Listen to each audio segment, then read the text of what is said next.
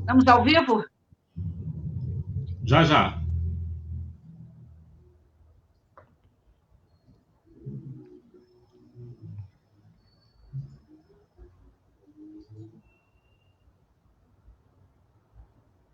Ao vivo. Olá, gente, boa tarde. Estamos aqui hoje para não é mais uma live, mas não deixa de ser uma live para mais um dia de palestra nesse modelo diferente, né? Que nós estamos nos adaptando, toda a nossa sociedade, todo mundo. E a nossa casa não é diferente, porque respeitando todos os protocolos que nos estão orientados pela FEB. E hoje nós vamos ter um convidado especial, mineiro, que adora a nossa cidade, Cabo Frio, e ele vai ficar com gostinho de quero mais, porque ele não vai visitar nossas praias, não vai visitar nossos belos pontos turísticos históricos, mas nós vamos vê-lo e assim a gente também interage. Bom, eu vou iniciar lendo uma página e depois eu apresento. Bom, a nossa página da noite é do livro Pão Nosso, pelo Espírito de Emmanuel, e o título é Tenhamos Paz. Eu gostaria de saber se vocês todos aí estão nos vendo, nos ouvindo, e dar um feedback para o Cássio. É uma carta de Paulo a Telassonicenses. Tende paz entre vós. Se não é possível respirar num clima de paz perfeita entre as criaturas, em face da ignorância e da belicosidade que predominam na estrada humana, é razoável procure o aprendiz a serenidade interior, diante dos conflitos que buscam envolvê-lo a cada instante. Cada mente encarnada constitui extenso número de governo espiritual, subordinado agora a justas limitações, servido por várias potências traduzidas no sentido e percepções. Quando todos os centros individuais de poder estiverem dominados em si mesmos, com ampla movimentação no rumo do legítimo bem, então a guerra será banida do planeta. Para isso, porém, é necessário que os irmãos em humanidade, mais velhos na experiência e no conhecimento, aprendam a ter paz consigo, educar a visão, a audição, o gosto e os ímpetos representam a base primordial do pacifismo edificante. Geralmente ouvimos, vemos e sentimos conforme nossas inclinações e não segundo a realidade essencial. Registramos certas informações longe da boa intenção em que foram inicialmente vazadas e sim de acordo com as nossas perturbações internas. Anotamos situações e paisagens com a luz ou com a treva que nos absorvem a inteligência. Sentimos com a reflexão ou com o caos que instalamos no próprio entendimento. Eis porque, quanto nos seja possível, façamos serenidade em torno de nossos passos, ante os conflitos da esfera em que nos achamos. Sem calma, é impossível observar e trabalhar para o bem. Sem paz dentro de nós, jamais alcançaremos os círculos da paz verdadeira. Então, é Emmanuel por Chico Xavier. Cássio, nosso companheiro, fará a nossa prece, né? Boa tarde, meus irmãos. Paz de Jesus esteja em nossos corações. Vamos elevar o nosso pensamento, lembrar da imagem de Jesus, colocar a imagem dele em nossa mente e vamos orar. Deus Pai Todo-Poderoso, Jesus, amigo incondicional de todas as horas. Obrigado, Senhor, por esta oportunidade de estarmos aqui reunidos através dos nossos pensamentos, através das nossas vibrações, mais uma vez, no amor e caridade, com esse convidado muito importante, seu Sebastião, que ele possa, Senhor, ter a palavra fácil, o verbo fácil, que ele possa ser envolvido por Ananias, que é o nosso mentor espiritual, pela espiritualidade amiga, por Maria, nossa mãe querida, mãe santíssima, para que ele possa conseguir transmitir para nós outros todo o conhecimento que ele trouxe, com tanto carinho, com tanto amor.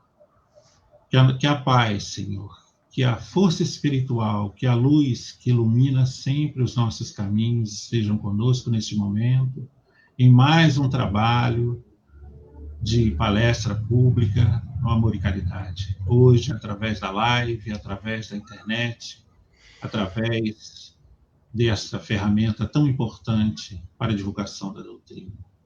Fique conosco, Senhor, nos abençoando, hoje, agora e sempre.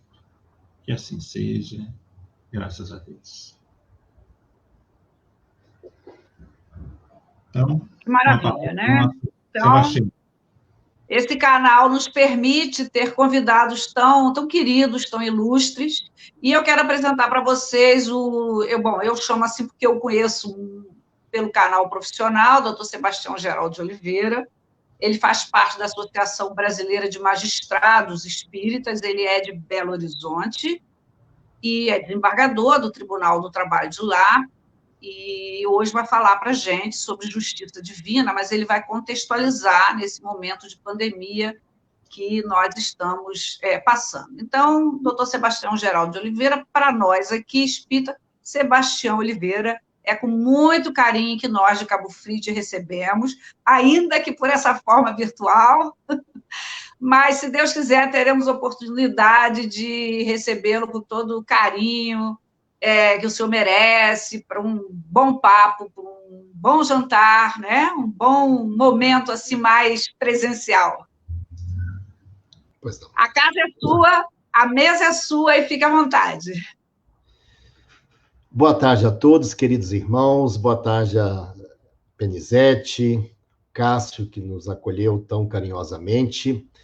É uma alegria essa oportunidade de estar aqui para trocar algumas impressões com vocês, levar algumas reflexões neste momento tão crucial da caminhada terrena.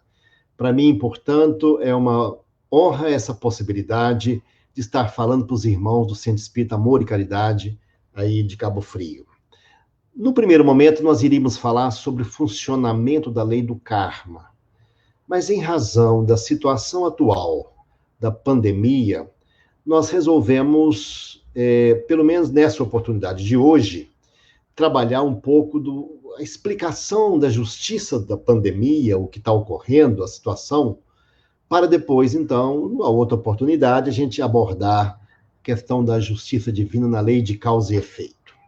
Para esse encontro de hoje, eu selecionei 5 perguntas que eu me fiz esses dias, poucos dias atrás, e preparei um estudo para responder 5 perguntas. Vejam quais são as perguntas.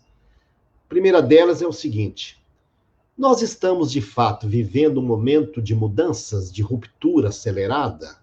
Esse será aquele momento histórico? As mudanças estão ocorrendo de fato ou é só impressão de um primeiro momento? A outra pergunta: do ponto de vista espírita, quais as explicações para que ocorra uma pandemia como essa que estamos experimentando? Como se explica esse fenômeno da pandemia que nós estamos vivenciando? Quais as reflexões, a terceira pergunta, quais as reflexões que nós espíritas precisamos fazer e compartilhar nesse momento tão singular da história da nossa humanidade? Quarta: o que se espera de mudança moral para essa nova era? E quinta pergunta: quais os reflexos sociais e espirituais desse chamado novo normal? Então vamos começar pela primeira pergunta, né? Estamos de fato vivendo um momento de mudanças, de ruptura? Estão falando muito no novo normal? É claro que nós não vamos ter uma resposta definitiva, nem cientificamente, com rigor científico, mas nós podemos observar as tendências. E quando a gente junta essas várias informações, parece que clareia mais o nosso raciocínio. Vejamos, portanto, estilo de vida. O que está mudando no estilo de vida e especialmente nos últimos 5, 6 meses? O que está mudando? Veja, no antigo normal, predominava muito o consumismo, o supérfluo, o status, aparência, chegando, aquela coisa toda, exibicionismo. Agora, em razão da pandemia, as pessoas estão buscando sobriedade, o essencial. Você vai no supermercado, na farmácia, tudo que é supérfluo está em promoção. O essencial, as pessoas também.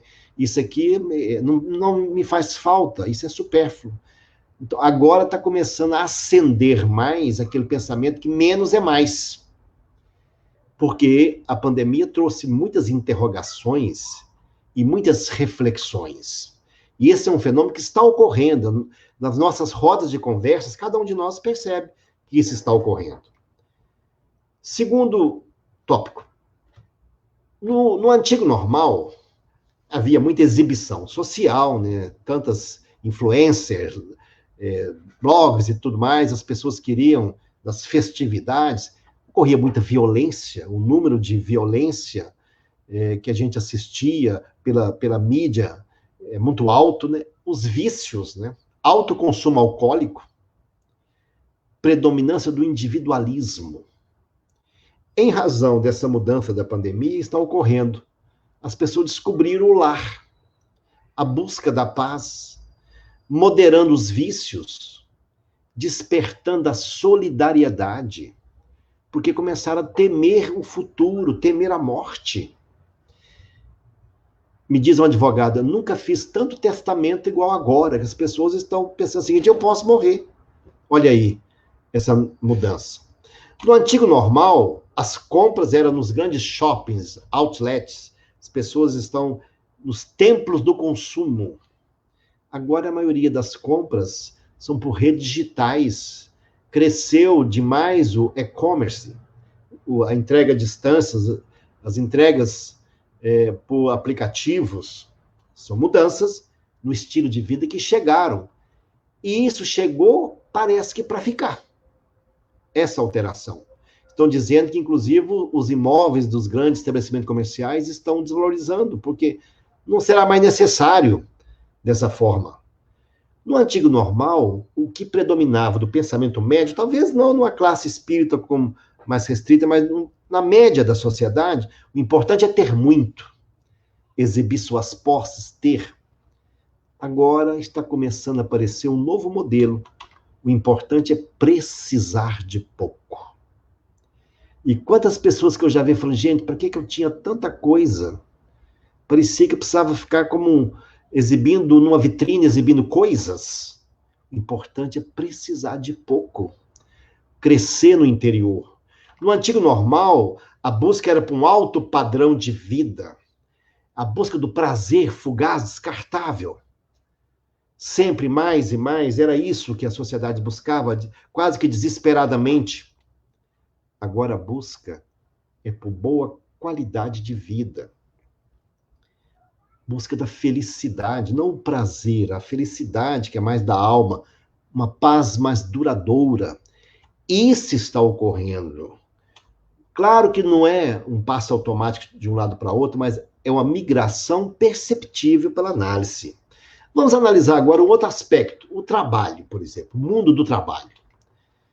No antigo normal, o que as pessoas queriam operar o padrão registrado, com contrato permanente, carteira assinada, o funcionário que fez um concurso ali, tudo bonitinho. Isso está mudando. Agora, cada vez se contrata mais serviço temporário, serviço por aplicativo, trabalho em ONGs, trabalho de voluntário. Alterou, esse padrão está alterando com frequência. No antigo normal, o trabalho era presencial e percebeu-se agora que a gente deslocava demais. Trânsito, sinal, chegar, esbaforido, correr, atrasado, acidentes, poluição. Percebeu-se agora que pode fazer muitos serviços, não todos, é verdade, mas muitos serviços, de forma virtual. poucos deslocamentos, economiza combustível, reduziu muito o acidente de trânsito nas grandes cidades, melhorou a qualidade do ar. Olha que mudança acelerada que aconteceu em pouco tempo. No antigo normal, o trabalho doméstico era terceirizado. Tem sempre lá uma secretária do lar que terceirizava, que fazia alguém, até a criação dos filhos, tudo terceirizado. Agora, a tendência no novo normal é primarizar, voltar para a pessoa. Primarizar das atividades domésticas. Tem muito marido aí fazendo curso emergencial de rudimentos de trabalho doméstico na internet, algo assim, para aprender, para dividir, senão tem um conflito em casa, as atividades domésticas. No antigo normal, os trabalhos essenciais eram pouco valorizados. O Brasil estava inaugurando estádios monumentais e hospitais em pandarecos, as escolas, as universidades com muita precariedade. Agora começaram a bater palmas para médico, para enfermeiro, para profissionais de saúde, para coveiro, para gari, para policial, perceber a importância dos trabalhos essenciais. No passado, os grandes mitos, os grandes líderes que ocupavam aí as redes sociais, eram tudo da atividade que não é essencial. Isso está mudando. Eu vi, por exemplo, há pouco tempo, uma rede americana, falou assim, olha, essa semana, cada dia ela fez isso. No dia de hoje, nenhum profissional da área de saúde vai pagar a conta do supermercado. Chegar a sua carteira, você é da saúde, então o seu supermercado hoje está pago. E situações como essa vêm ocorrendo aceleradamente. No antigo normal, o que prevalecia é o seguinte, manda quem pode, obedece quem tem juízo. Era o antigo feitor, o capataz, exigente, quase com um chicote virtual nas mãos, para exigir o chefe rigoroso. Isso está ficando para trás, porque agora vai prevalecer muito mais aquela pessoa que respeita, mais o conhecimento da habilidade, é mais um líder do que um chefe. Ele não pode humilhar, não pode perseguir, não pode discriminar, não pode desrespeitar, senão dá assédio moral, o mobbing, o bullying, e ele pode ser processado por isso. Essas mudanças vinham ocorrendo e agora vão acontecer com muito mais velocidade. Veja ainda, na sociedade, no antigo normal, as informações eram lentas. O jornal vinha no jornal da cada dia, as notícias, poucas fontes. Agora as notícias em qualquer hora, em tempo real, por múltiplas fontes. No antigo normal, a ideia era explorar tudo que o ambiente pode oferecer. Exploração sem cuidado. Hoje, já há um sentimento, no mundo inteiro, que é preciso preservar o meio ambiente. Nós não podemos acabar com ele. As futuras gerações terão direito ao meio ambiente equilibrado para sobreviver. Essa é uma mudança que vinha acontecendo e agora despertou-se muito mais. No antigo normal, as pessoas passaram a viver mais, deu mais anos à vida, em quantidade. Mas percebeu-se agora que é preciso dar mais vida aos anos, em qualidade. Ter uma vida mais repleta de significado, de razões, e não uma sobrevida, porque está vivendo mais tempo e precariamente. No antigo normal, o usual eram os grupos de simpatia ou antipatia, formavam os grupos ou tribos, muito individualista e muito sectários. Desperta agora o sentimento da empatia. O outro importa. Não podemos deixar indiferente o que está acontecendo com o próximo, com o outro. No antigo normal, veja, a palavra norma é sinônimo de lei no direito. E a palavra norma tem sua origem naquilo que é normal. Então, as normas do passado é para atender o antigo normal. Agora teremos um novo normal. Certamente teremos normas mais adequadas para a nova mentalidade que está amanhecendo no horizonte da humanidade a partir de agora. No antigo normal, a justiça foi treinada, estudada, trabalhada para decidir o litígio. Cada advogado com as suas armas. O que predominava é a técnica, a estratégia para ganhar. para desafiar o ex-adverso, o adversário. A tendência, agora, é promover a justiça que promova a conciliação, o entendimento. Os valores principais serão a ética, a boa-fé, e não o tanto da contenda, como havia no passado. Eu ainda formulei aqui algumas ideias, por enquanto está no campo de especulações. Eu vou passar rapidamente o próximo slide, que veja bem. Aqui, não sei se é uma tendência, por enquanto estou estudando isso ainda. Veja bem, talvez seja. No antigo normal, a higiene era superficial, voltada mais para o aspecto físico. Agora, todo mundo, em qualquer portaria, tem álcool gel, está limpando, está passando. A higiene é cuidadosa, e estão falando até da higiene mental, né? Acho que essa é uma tendência. A tendência de usar mais máscaras, o que ocorria no Oriente, em alguns países, a pessoa gripava e trabalhava de máscara por respeito ao terceiro, ao outro. Parece que isso é uma tendência. No antigo normal, a saúde era mais curativa nos aspectos físicos. Agora, estão trabalhando muito a saúde preventiva, que estão estudando aí de prevenção, de anticorpos, de remédios para prevenir isso, aquilo. Disparou o interesse pela saúde mental. Isso é uma mudança de perspectiva. No antigo normal, a casa era simplesmente um dormitório, pouca interação entre as pessoas, na maioria das vezes, né? Parecia que ali convivia desconhecidos íntimos. Ou então, como dizia Milor Fernandes, casa ou família é um grupo de pessoas que tem a chave da mesma casa. Ocasionalmente, por isso que uma casa, tijolos, massa, reunido. A ideia, e pela necessidade, está se tornando uma residência lar. A palavra lar vem de lareira, onde há um aquecimento, convivência, maior interação, compartilhamento familiar, e a casa tornou também uma casa, escritório, um local de estudo, de trabalho, de compartilhar amizades e afetividade. Ou até para perceber também que nem dá para continuar junto, muitas vezes, né?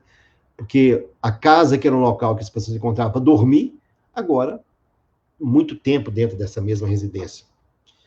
No passado, buscava-se só os investimentos em busca do retorno financeiro. Hoje, eu estava vendo, as pessoas estão fazendo boicotes contra trabalho escravo, trabalho infantil, países que não respeitam o meio ambiente.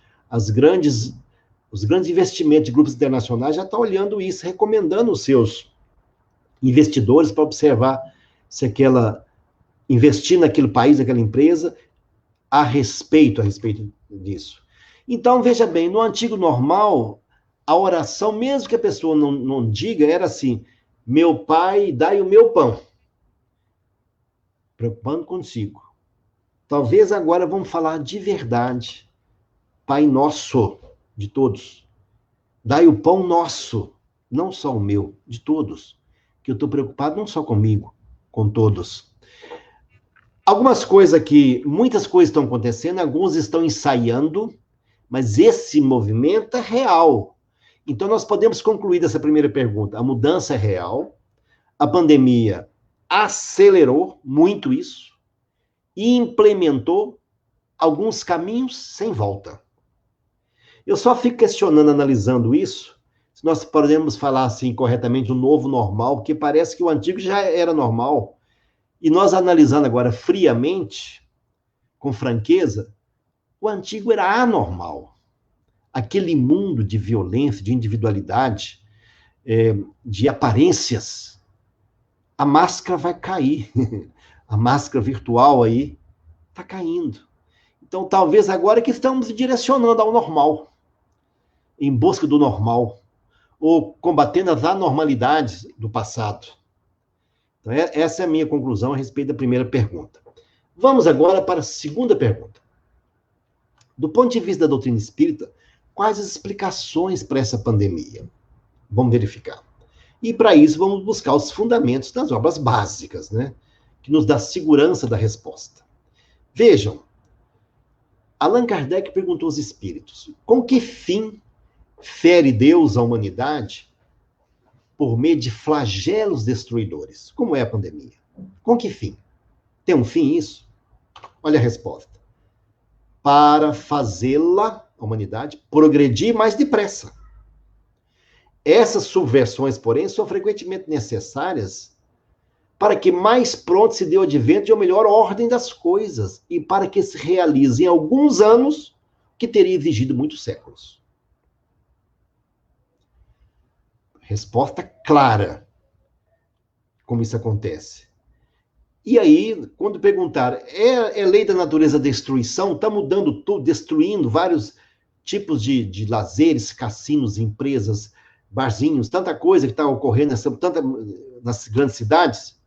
Olha o que ele diz. Preciso é que tudo se destrua para renascer e se regenerar. O que chamais destruição não passa de uma transformação, que tem por fim a renovação e a melhoria dos seres vivos. O espírita que tem essa visão mais abrangente deve compreender esse momento. E por que estamos aqui nesse momento? E mais daqui a pouco eu vou falar o que podemos fazer nesse momento. Mas Allan Kardec ainda ponderou, não podia Deus empregar outros meios que não os flagelos? Resposta dos espíritos, pode, os emprega todos os dias. O homem, porém, não sabe aproveitar esses meios. Então é necessário que se torne, que seja castigado no seu orgulho, que ele faça sentir a sua fraqueza. Olha, que adianta um arsenal de armas nucleares nas grandes potências diante de um coronavírus? Ao contrário, paralisaram tantos projetos e correram para estudar a ciência médica, desenvolver tratamentos, vacinas, atendimento, máscaras, socorrer a população. Castigou no orgulho. E aí não tem rico nem pobre, nem país rico ou país subdesenvolvido ou país em desenvolvimento. Não, todos foram abrangidos. E aí, na questão 741, Kardec é mais claro, do Livro dos Espíritos. E diz assim, entre os males que afligem a humanidade, alguns há de caráter geral que estão nos decretos da providência. A divindade, né? E dos quais cada indivíduo recebe mais ou menos o contragolpe. Aí ele diz, a esses nada pode o homem opor, a não ser a sua submissão à vontade de Deus. Quando eu falo de submissão, quando o Kardec falou submissão, porque esse Deus é soberanamente justo, hiperinteligente, bom e quer o nosso bem. O que está fazendo é para o nosso bem, a vontade de Deus. Nós temos que confiar nele. E aí menciona também, na primeira linha dos flagelos destruidores, naturais e independentes do homem, deve ser colocados a peste. A peste é como no passado se chamava a pandemia, a peste negra, por exemplo. Esse é o primeiro dos flagelos destruidores, a pandemia.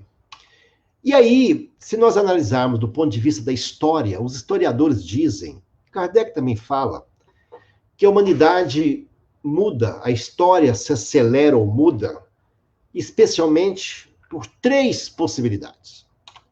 A primeira é pela guerra. Muda muito depois das guerras. Veja a Segunda Grande Guerra, quanto mudou. Mas a guerra deixa destruições para enfraquecer o adversário, desejo de vingança que marca gerações, transborda pensamentos de ódios, transbordamento das paixões, diz Kardec. E nós parece que tivemos perto da Terceira Guerra Mundial. Muitos estão dizendo isso por aí. O Divaldo, numa palestra, ele sugeriu sutilmente que haveria uma terceira, estaria para vir uma Terceira Guerra. Então, a guerra é uma maneira de mudar rapidamente, mas com muitos efeitos colaterais muito danosos. A segunda maneira de mudar o curso da história, ou acelerar a história, revolução. Mas a revolução também muda o poder político, destitui do poder uma classe, entra outra, muitas mudanças, pensamentos de ódio, de revolta, deixa marcas da violência. Mas a terceira forma de mudar a história é a pandemia. A pandemia, não há pensamentos de ódio. Ter ódio de um vírus? Não há destruição da nossa estrutura básica, da cidade, das estradas, dos nossos principais aeroportos, como ocorre nas guerras. as mortes estão ocorrendo, muitas por libertação, liquidando o karma, ou as pessoas que necessitavam passar por isso também. E está despertando valores de solidariedade, revisão de conceitos, repensar a vida. Cria, então, condições para uma nova era. Se a gente analisar esse quadro, nós fomos beneficiados com a opção menos dolorosa para marcar e acelerar a transição no planeta Terra e marcar a nossa caminhada. E aí, essas mudanças repentinas, olha o que diz lá a questão 783 do Livro dos Espíritos. Perguntou Allan Kardec, segue sempre em marcha progressiva e lenta o aperfeiçoamento da humanidade? Kardec explica que há esse progresso regular e lento. Mas quando o povo não progride tão depressa, Deus, de tempos em tempos, sujeita um abalo físico-moral de transformação. E aí ele conclui nessa mesma resposta da pergunta 783, as revoluções morais, como aquelas sociais, se infiltram nas ideias pouco a pouco, germinam durante séculos, depois irrompem subitamente e produzem o desmoronamento do carunchoso edifício do passado, que deixou de estar em harmonia com as necessidades novas e com as novas aspirações. Estamos vendo isso em muitos locais. Muitos templos do prazer, do consumismo, dos gastos estão paralisados, sem utilidade. E as pessoas estão buscando a interiorização. É o que está acontecendo na indicação dessa pergunta aqui. Vamos então agora para a nossa terceira pergunta. Quais as reflexões, então, que nós espíritas devemos fazer e compartilhar nesse momento tão singular da nossa caminhada histórica? Vamos ver a finalidade das provações. Perguntou Allan Kardec aos espíritos, não serão os flagelos provas morais para o homem por colocar o homem a braço com as mais aflitivas necessidades? Veja que interessante a resposta dos espíritos. Os flagelos são provas que dão ao homem ocasião, veja bem, dão ao homem ocasião de exercitar a sua inteligência, de demonstrar a sua paciência e resignação ante a vontade de Deus. Paciência e resignação. E mais, e que lhe oferecem ensejo de manifestar seus sentimentos de abnegação, desinteresse e de amor ao próximo, senão o domínio do egoísmo. Qual tem sido o nosso comportamento ao longo da pandemia? O que temos feito para os outros, para alguém? Como é que temos nos conduzidos nisso? É a oportunidade para essa finalidade. E Kardec perguntou, mas um dia vai acabar a guerra? Respondeu, sim, quando os homens compreender a justiça e praticar a lei de Deus. Todos serão tratados como irmãos, então não será mais necessária a guerra. Agora, interessante, a pandemia, a Covid-19, repercute diferente, pessoa a pessoa, conforme o karma individual de cada um, nos mandamentos da justiça divina. Veja, olha que trecho interessante que a mentora do livro Trama do Destino, de Manuel Filomeno de Miranda, psicografia do Divaldo Franco, explicou a origem das doenças. Olha aqui. As enfermidades físicas ou psíquicas que vos avassalam, que vos atingem, né, têm suas patogêneses, sua origem, nos recessos da alma endividada. A alma endividada, dessa ou de outras vidas, né?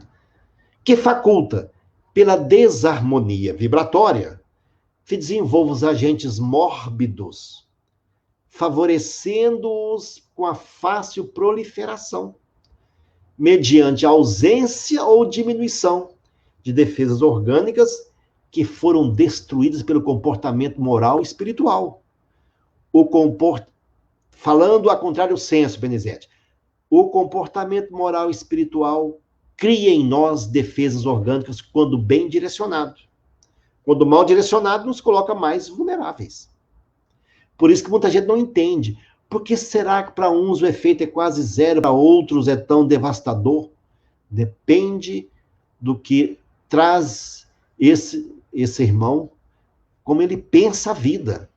porque a alma endividada é mais vulnerável a respeito disso.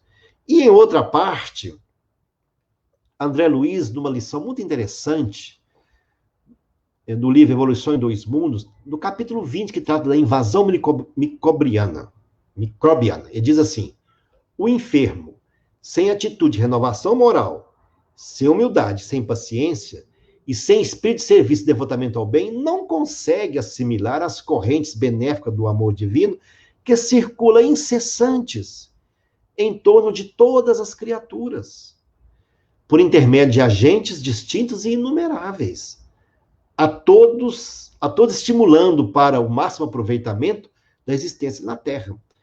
O bem flui permanentemente do divino para nós. Por isso que Emmanuel fala que a mente é o espelho da vida, né? Quanto mais sintonizarmos, mais vamos refletir a luz do divino. Aquele que tem a renovação moral, humildade, paciência, devotamento ao bem, assimila melhor as correntes de pensamento.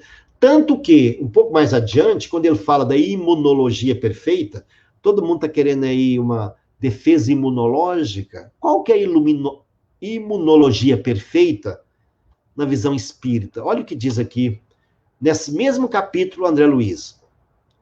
Ampara os outros, cria, ampara nós próprios. Motivo porque os princípios de Jesus, desterrando de nós animalidade, orgulho, vaidade, cobiça, crueldade e avareza, e exortando-nos à simplicidade e à humildade, à fraternidade sem limites e ao perdão incondicional, estabelecem, quando observados esse comportamento, né, a imunologia perfeita em nossa vida interior, fortalecendo-nos o poder da mente na autodefensiva contra todos os elementos destruidores e degradantes que nos cercam. Imunologia perfeita. A fonte é confiável, André Luiz. O médium, Chico Xavier. Imunologia perfeita. Mas avançando um pouco mais, vamos para a quarta pergunta agora. O que se espera, então, de mudança moral para esse tempo do novo normal? Qual a mudança e aí que nós podemos e devemos promover? Estamos compreendendo as razões disso. Que mudanças? Eu gosto dessa parte aqui da Gênesis. Olha assim, os homens, com a sua inteligência, chegaram a resultado que jamais havia alcançado, sob o ponto de vista das ciências, das artes e do bem-estar material. Resta-lhes ainda um imenso progresso a realizar. 2 pontos. O de fazer que entre si reinem a caridade, a fraternidade, a solidariedade, que lhe assegura o bem-estar moral. Não poderia consegui-lo nem com as suas crenças, nem com as suas instituições antiquadas do antigo normal. Né? Resto de outra idade, boas para certa época, suficientes para um estado transitório, mas que, havendo dado tudo que comportavam, seriam hoje um entrave. Já não é somente o desenvolver a inteligência de que os homens necessitam, mas de elevar o sentimento.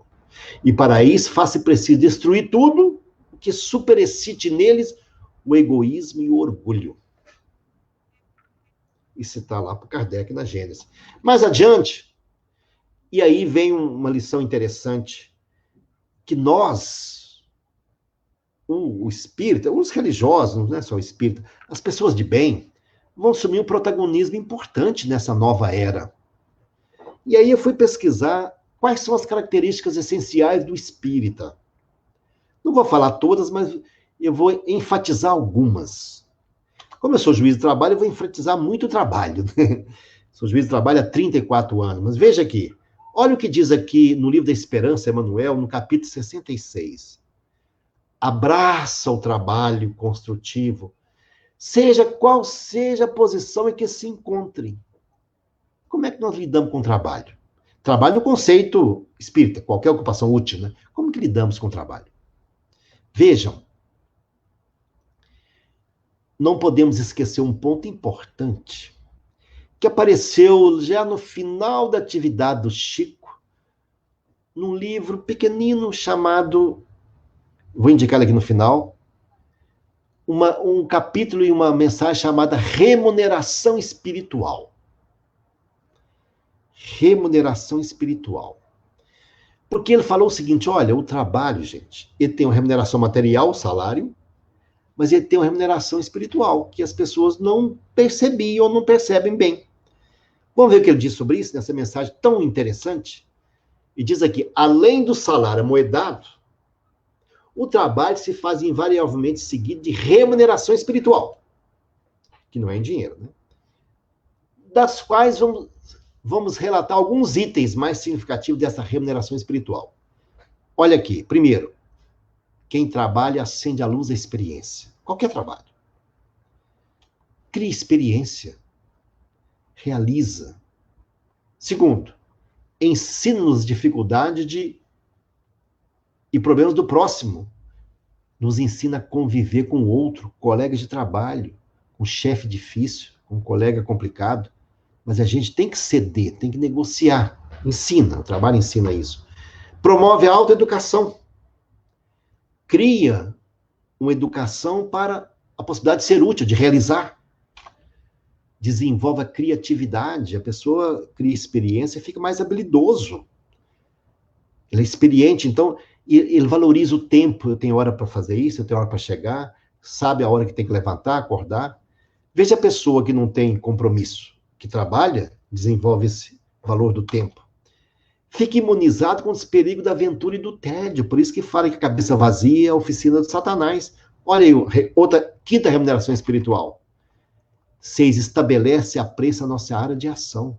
Pessoa que trabalha, é bom profissional, todo mundo respeita, quer o serviço dele. Dilata o entendimento. Amplia as nossas relações afetivas. Quantos amigos nós temos, colegas de serviço de trabalho? Conhecemos na atividade. Atrai simpatia e colaboração. Que cria esses laços de colaboração e simpatia entre os que trabalham. E extingue, pouco a pouco, as tendências inferiores. Veja bem, 10 tendências com 10 verbos diferentes. Não foi escrita ao acaso. É uma mensagem muito densa. Já de 1990, quando o Chico psicografou isso. Mas ele coloca o ponto mais alto da remuneração espiritual. Olha aqui. Quando o trabalho, no entanto, se transforma em prazer de servir, surge o ponto mais importante da remuneração espiritual. Olha que informação interessante. Toda vez que a justiça divina, nosso karma do passado, toda vez que a justiça divina nos procura no endereço exato para a execução da sentença que nós lavramos por nossos próprios erros do passado, né? Segundo as leis de causa e efeito, se nos encontra em serviço ao próximo, manda a divina misericórdia que a execução seja suspensa por tempo indeterminado.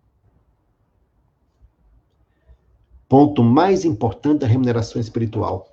Quando estamos em serviço do próximo, não resgatamos o nosso karma. Quer dizer, em sofrimento. Aí ele ainda prossegue na lição. E quando ocorre, em momento oportuno, o nosso contato é indispensável com o mecanismo da justiça divina, quer dizer, mais adiante, a hora que for acertar mesmo, eis que a influência de todos aqueles a quem, porventura, tenhamos prestado algum benefício, aparece em nosso auxílio, já que semelhantes companheiros se convertem espontaneamente em advogados naturais da nossa causa, amenizando as penalidades em que estejamos em cursos ou suprindo-as de todo, suprindo as penalidades de todo. Se já tivermos resgatado em amor aquilo que devíamos pagar em provação. Vou repetir. Podemos resgatar em amor aquilo que a gente iria pagar em provação ou sofrimento. Para retificação e tranquilidade de nós mesmos. É do livro Perante Jesus, capítulo Remuneração Espiritual, 1990. Então veja que nós teremos que ensinar para os nossos filhos, nossos netos, pessoas assim, o valor trabalho, o valor das atividades, qualquer ocupação útil, dentro de casa. Os nossos filhos deverão ser criados tendo a reverência pelo trabalho. E aí, na literatura espírita, a gente encontra 4 possibilidades de enquadrar cada um de nós no trabalho. Tem a primeira possibilidade, que é o primeiro degrau, é o preguiçoso. O Livro dos Espíritos trata disso lá na questão 574, letra A. E, normalmente, o preguiçoso ele é dependente, necessitado, fica na infância intelectual, sente-se inútil, frustrado, ele é dependente de alguém, não realiza. Às vezes ele quer preencher a insatisfação interior com os vícios, é o preguiçoso.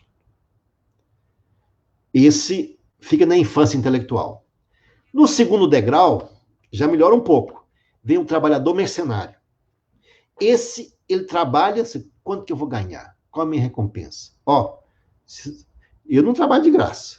O que eu vou ganhar por isso? Trabalha, faz bem, por interesse. Mas já é um degrau porque ele progride. É aquele que foi o primeiro trabalhador da última hora que negociou ganhar um denário, trabalhou o dia inteiro. Ele foi a troco do dinheiro. Vai me pagar isso? Eu vou, senão eu não vou. E tem quantos mercenários em todos os setores? Aquele que deu 5 horas, fechou o expediente, gente, só amanhã. Eu estou na fila. Moço, volta amanhã, meu horário acabou. Tem horário. É o mercenário, faz conta de cada detalhe. Mercenário. No terceiro degrau, no trabalho, nós temos o trabalhador. Esse cumpre bem o seu dever. Ele sabe as suas obrigações, cumpre todas, faz direito. É respeitado, progride. É bom ter colegas assim, que cumpre os seus deveres, é responsável, faz bem. E já não é tão ligado simplesmente à mercancia, à troca. É um degrau interessante. A maioria de nós estamos aqui no terceiro degrau. Mas surge um degrau que é o ápice. É o servidor. O servidor é aquele que faz do trabalho uma sinfonia da vida. Adora o que faz. Realiza bem, não importa se venceu o horário ou não. Ele em casa, ele não espera que o outro faça, ele mesmo assuma a liderança, faz. Eu posso ajudar? O que eu posso ser? Deixa eu colaborar com você. Eu vou lá te ajudar. Em casa, com a mãe, com o colega, com o marido, com a esposa. É o servidor. Na casa espírita, ele não é só valorizado, ele é agraciado. Que ele espalha graça e simpatia e tem um rápido progresso espiritual. Por isso que Emmanuel fala muito servidor, o verdadeiro servidor. Então, esse do trabalho, o trabalho como uma conquista de oportunidade de ser útil, é para onde estamos caminhando. Mas, ainda nessa mesma lição, característica do bom espírita, tem outras, eu vou falar algumas aqui. O bom espírito aceita sem revoltas, dificuldades e provações, porque não desconhece os princípios da reencarnação, que situa cada pessoa no lugar que a justiça divina traçou para ela mesma, antes resultados das próprias obras. Não há erro, não há acaso. A pessoa está no lugar que precisa estar. Aceita e com resignação ativa, não resignação passiva, né? Terceiro, empenha-se no aprimoramento individual, na certeza de que tudo melhora em torno na medida que ele melhora. É claro. Espalha a sua energia para o bem. Tudo melhora. A pessoa, o bom espírito, ele estima o dever irrepreensivelmente cumprido. Seja no lar, na profissão, qualquer atividade. Porque isso é o alicerce, a pregação, a demonstração prática daquilo que ele fala. O bom espírita. 5. Age sem paixões partidárias em assuntos políticos, embora esteja atento ao dever de cidadão que o quadro social lhe preceitua. E hoje em dia, o radicalismo, o extremismo, é curioso, as pessoas perdem amizades familiares, os grupos de WhatsApp, por paixões partidárias. O espírito não deve entrar nessa, ele deve colaborar com todas as instituições. Claro que ele tem o pensamento dele, ele exercita, o Chico Xavier sempre foi lá votar. Mas não precisa fazer defesa apaixonada disso ou daquilo. Nós temos, às vezes, que passar por certas etapas na caminhada da vida. Estuda sempre. Sempre vamos aprender. E sempre está disposto a estudar. Amai-vos uns aos outros, primeiro mandamento. Instruí-vos, o segundo, diz Kardec no Evangelho. Simplifica. Simplifica quanto possível a própria existência. O importante não é ter muito, é precisar de pouco, falamos lá atrás, né? Simplifica a vida. Não precisa. A vaidade, a palavra vaidade vem de vacuidade. Às vezes a pessoa precisa se refestelar toda para cobrir o vazio interior, da vacuidade interior. Nada disso. Simplifica. Que isso que vai atrair a simpatia. Por isso eu gosto muito de Humberto Roden, coloca 3 classes de pessoas que podemos classificar aqui também, interessante. Ele diz que em períodos de muito sofrimento, nós temos a retaguarda dos revoltados. É gente que piora com o sofrimento. Está sempre acusando alguém, o culpado disso é o governo, é o político, é o prefeito, é o patrão, é o marido, é a esposa, é retaguarda dos revoltados. Ele piora com o sofrimento, fica mais amargo. Existe um grupo perigoso dos conformados, o exército dos conformados.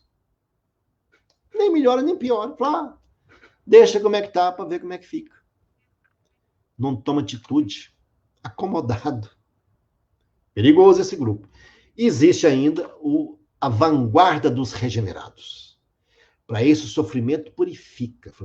Deus me colocou aqui agora, nesse momento, o que Ele espera de mim? O que eu posso realizar?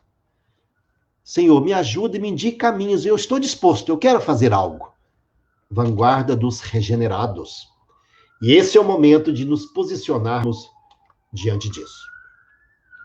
Quinta e última pergunta. Quais os possíveis reflexos, então, dessas relações jurídicas novas, nesse novo normal, e as relações sociais? Vamos esboçar algumas. Vamos analisar aqui, comparando um pouco o Livro dos Espíritos e as leis brasileiras. Olha aqui, o Livro dos Espíritos diz assim, questão 789, quando todos os povos estiverem no mesmo nível no tocante a sentimento do bem, a terra será ponto de reunião exclusivamente de bons espíritos, que viverão fraternalmente unidos. Os mansos herdarão a terra, não se esqueçam disso. Olha o que diz a nossa Constituição Federal.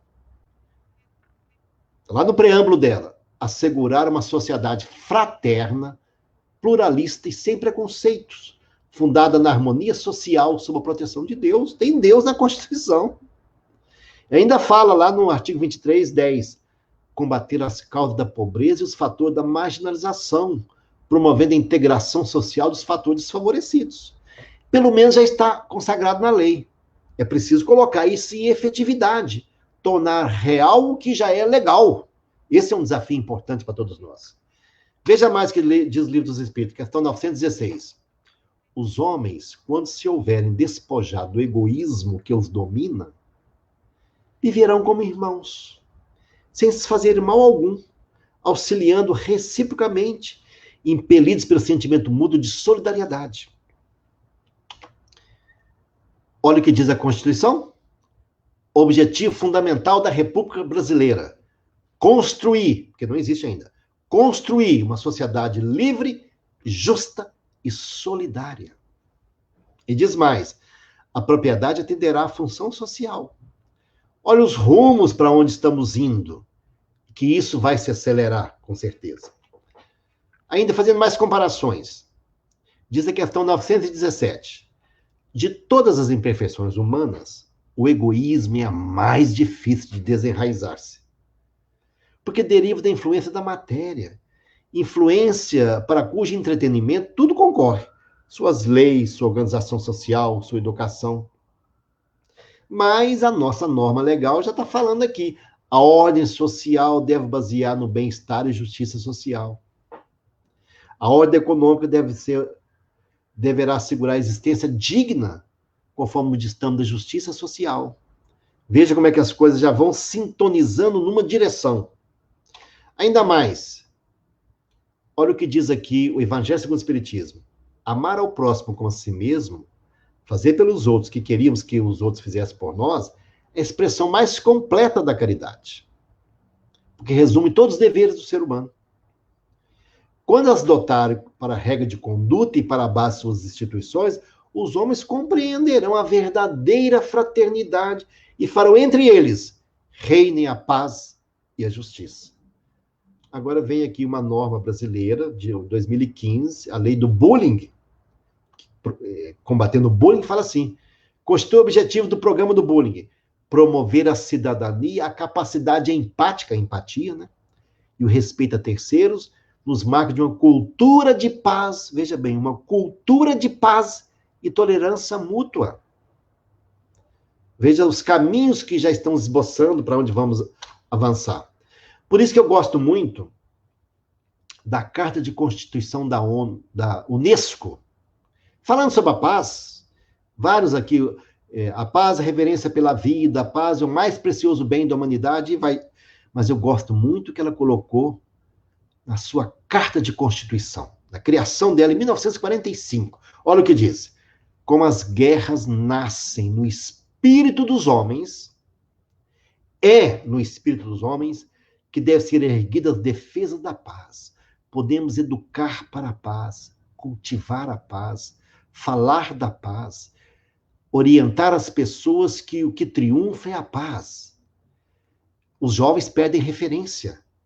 É no espírito, algumas traduções falam, é na mente dos homens, é que deve ser erguidas as defesas da paz. E aí, podemos perceber, então, que não se implanta a paz por palavras pronunciadas, tem que ser cultivada, com dedicação, com confiança, com determinação, com firmeza. Eu gosto muito de uma frase de uma psicóloga de Curitiba, essa nem vou falar. Ela é tão rica e densa que vocês vão saborear, que eu vou escrevê-la. Vejam aí.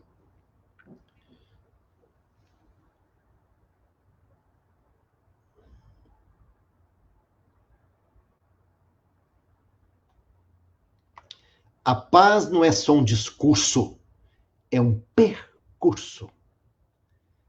Temos que dar o primeiro passo e os passos seguintes para cultivar a paz dessa nova era que está se esboçando aí nos alvorecer do mundo de regeneração. Então, veja bem, no antigo normal é mundo de provas e expiações, está mudando.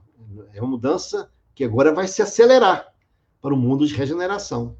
No antigo normal, era o homem altivo, egocêntrico. Diz Emmanuel, os enganos depois do berço, os desenganos depois do túmulo.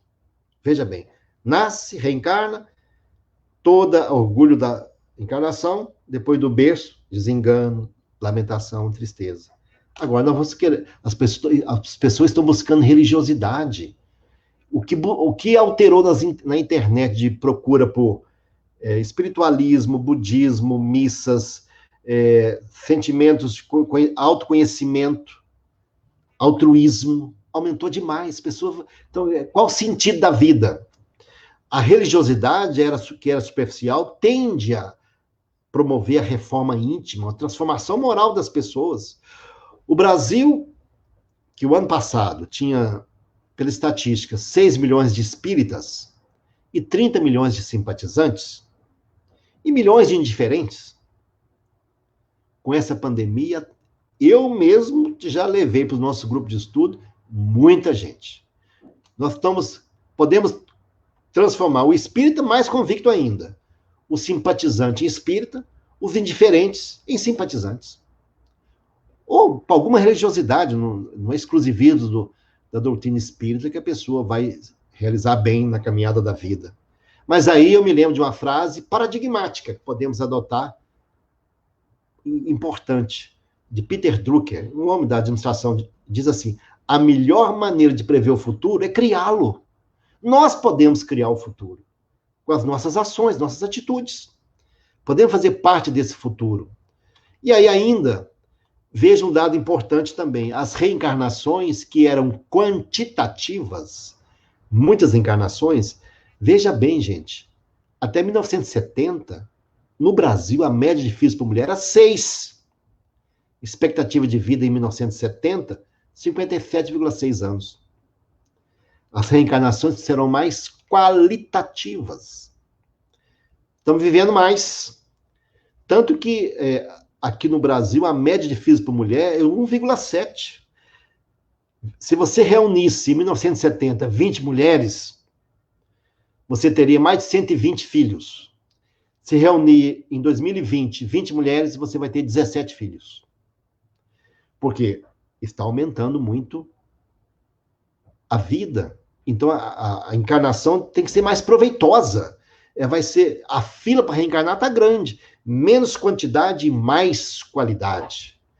E o homem está vivendo muito menos que a mulher. Está aí, até que atualmente os personal lovers estão recomendando que o homem de juízo procure se casar uma mulher com 5 ou 6 anos a mais, porque ele está vivendo muito menos do que a mulher. A mulher é mais sábia no seu sentimento, na sua postura. Então, de 1940 a 2015, a expectativa de vida no Brasil aumentou 30 anos. Veja bem, a nossa encarnação atual, possivelmente vai ser o dobro do que foi a nossa anterior, em termos de tempo. Por isso que ela é mais qualitativa. E aí eu quero, já estou quase encerrando, chamar a atenção para essa fala aqui do Emmanuel, no livro Emmanuel, ele fala assim, nos momentos das grandes lutas, olha o que ele diz, a quem despreze a luta, mergulhando em nociva impassibilidade, fica impassível, ante os combates que se travam no seio de todas as coletividades humanas. A indiferença anula na alma as suas possibilidades de progresso e oblitera os seus germes de perfeição, constituindo um dos piores estados psíquicos. Por quê? Roubando a individualidade, o entusiasmo do ideal pela vida, a obriga ao estacionamento e à esterilidade, prejudiciais em todos os aspectos da sua carreira evolutiva. Então, gente, agora sim, para finalizar, comparando aqui uma fala de Einstein sobre a crise, ele diz assim, não pretendemos que as coisas mudem se sempre fazemos o mesmo. A crise é a melhor bênção que pode ocorrer com as pessoas e países, porque a crise traz progressos. A criatividade nasce da angústia, como o dia nasce da noite escura. É na crise que nascem as invenções, os descobrimentos, as grandes estratégias. Quem supera a crise, supera a si mesmo sem ficar superado. Quem atribui à crise seus fracassos e penúrias, violenta seu próprio talento e respeita mais os problemas do que a solução. A verdadeira crise é de incompetência. Sem crise não há desafios. Sem desafios, a vida é uma rotina, uma lenta agonia. Sem crise não há mérito. É na crise que se aflora o melhor de cada um. Eu quero agradecer muito a atenção de vocês. Foi muito prazeroso para mim estar aqui refletindo, para mim mesmo, todas essas ideias, repassando e fixando.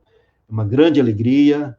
Que Deus nos abençoe e possa permitir que essas ideias, fermentando em cada um de nós, possa levar as reflexões, as mudanças, aquelas pessoas que nós podemos influenciar nesse mesmo sentido. Agradeço muito a possibilidade, que Jesus nos abençoe, e eu devolvo, portanto, a palavra e a direção da casa para os seus encaminhamentos. Maravilha, né? Excelente, Sebastião. Muito boa palestra, Benizete, fantástica. Muito boa. Eu acho até que a gente tem que depois, quando Lalinha, eu convidei Lalinha para assistir, mas ela estava ocupada no trabalho dela, ela disse que depois vai assistir, depois a gente vai programar ele para fazer um seminário, Sebastião. Vamos fazer um seminário, vamos fazer alguma coisa assim, que a gente possa levar mais tempo, porque o tempo voou.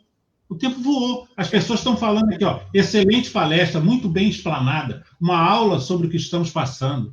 Teve gente que falou assim, excelente, maravilha, divulgar sempre essa doutrina esclarecedora. Tem muita gente elogiando, tem muita gente falando. Muito obrigado mesmo por esse trabalho maravilhoso que foi essa palestra. Fala, Benizete. Acertei, viu? Sabia que ia ser muito bom. Mas é isso aí, é sempre muito bom a gente fazer essa troca, essa experiência, é uma gratidão muito grande, viu, Sebastião, ter você com a gente, na medida do possível, está sempre buscando outras falas, outros olhares, outras perspectivas, e o Brasil ele é muito amplo e a gente tem sempre outros olhares a partir das experiências de cada um. Então, fica aí a nossa gratidão e o convite para retornar, quando sua agenda permitir, que não é uma agenda fácil, e esses momentos de trabalho à distância, parece que a nossa agenda ficou mais curta, né? Porque os convites agora é mais fácil a gente estar em todos os lugares, mas a gente ainda não tem o dom da ubiquidade, então a agenda está encurtada. Mas, de qualquer sorte, fica aí registrado o convite. E é interessante, Penizete, quando a gente para e sim, coloca uma coisa do lado da outra, a gente percebe o movimento, né? A mudança que vem ocorrendo, que está ocorrendo, né? E é interessante quando a gente vai fazer um estudo para apresentar, a intuição, a ajuda espiritual de abrir os canais de compreensão é muito grande. A gente se surpreende com esse auxílio espiritual nesse momento, né? Mas o diálogo, eu quero fazer aí o registro, né? Porque a gente ainda está no ar, eu acho que hoje merece até a gente, né? Esse diálogo aí que eu gosto muito desse preâmbulo da Constituição, o diálogo com a legislação humana e a legislação divina, embora a legislação humana tratada seja a brasileira, mas aí tem a Carta da Unesco, e é muito importante a gente pensar que quando o Constituinte, eles se reuniram lá em 1987, provavelmente, é claro que eles tiveram uma intuição do alto para sair esse espetáculo que é a nossa Constituição Federal, que é uma carta de compromisso. E que a gente, efetivamente, ela acaba caindo, né, numa vala aí comum. E esse diálogo com as fontes, sobretudo com as fontes clássicas da doutrina espírita, ela credencia muito esse momento que a gente está vivendo. E foi muito bom essa fala sua, eu não me recordava desse ponto aí sobre a importância de como a gente se proteger, da própria doença, né? Sim, sim. Muito bem. Eu agradeço a oportunidade, espero que tenha semeado para muitos duas sensações. Primeiro, a confiança em Deus. E segundo, o questionamento. O que eu preciso fazer? São duas questões. Uma confiança, ao mesmo tempo que uma inquietação do que precisamos realizar, né? Senão a gente fica muito no intelectualismo espiritual e depois temos pouco apresentado as nossas realizações. Esses momentos, eles estão, eu acho, trazendo essa inquietação para a gente. Eu não posso fazer muito com as mãos. Eu acho que a inquietação, ela está sendo comum, né, Cássio? Exatamente. Estamos todos muito provocados e inquietos. Inquietos, exatamente. Mas, na verdade, toda a colocação que ele fez, o antes e o depois, né? O que era e o que é, foi fantástico, porque despertou nas pessoas que tem um mundo antigo e tem um mundo novo que está chegando, que está nascendo. Nós estamos no alvorecer desse mundo. Então, é uma perspectiva de consolo, porque as pessoas estão desesperadas. Mas agora, o que cada um vai fazer com isso é que é a grande pergunta que move o mundo. É a grande pergunta. Por isso, Sebastião, é o seminário. É verdade. Então, tá bom. Gente, então, tá bom? Vamos fechar. Cássio, você fecha. Ele faz a prece, né? Faz a prece para mim, Sebastião, por favor. Jesus amigo, queridos mentores, queremos agradecer a Allan Kardec, Emmanuel, Chico Xavier, André Luiz e tantos que subsidiaram a nossa fala, pela possibilidade de nos trazer informações tão preciosas para facilitar a nossa percepção do fenômeno que estamos experimentando e para fortalecer em nós a confiança que nada acontece por acaso, que não existe improviso nas decisões siderais da caminhada terrena. Obrigado, Senhor, proteja cada um de nós e intua a cada um que pode fazer, como pode realizar, para que neste momento que somos chamados a dar o testemunho da exemplificação da nossa do nosso conhecimento, possamos cada um descobrir caminhos para melhor realizar. Que Jesus nos abençoe agora, hoje e sempre. Que assim seja. Então, gente, muito obrigado. Até a próxima. Sebastião, nós vamos fazer esse seminário. A doutora vai conseguir marcar você aí com o seminário com a gente. E ela vai dar o tema, ela vai procurar, porque ela é boa nisso, vai dar um tema para a gente, você trabalhar esse tema para a gente. Muito obrigado. Então tá bom. Saúde. Boa noite a todos. Saúde. Saúde, tchau. Obrigada aí. Mais uma vez, obrigada. Muito bom, né, Cássio?